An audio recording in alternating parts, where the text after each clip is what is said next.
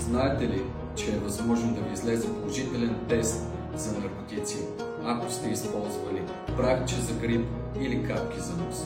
Тестваха ме за наркотици, излезе ми положителна проба за бензодиазепини, ама нищо не съм взимал.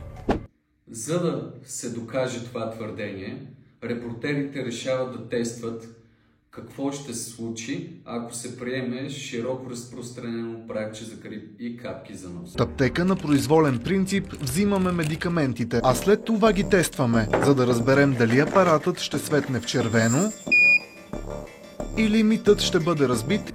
Всичко е в зелено за канабис, за амфетамин, метамфетамин и екстази, за кокаин и за опиати. Най-често използваните тестови устройства са DrugCheck 3000 и дори с тях излиза положителна проба. Правим експеримента с дръг тест 3000. В случая полицая ли го прави това?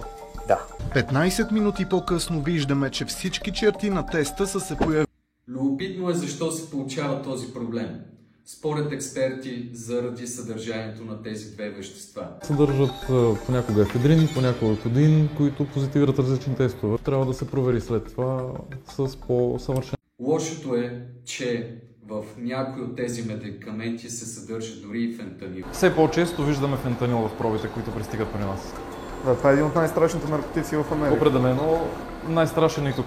Споделете дали вие или ваш приятел имал такъв опит при проверка за тестове за наркотици.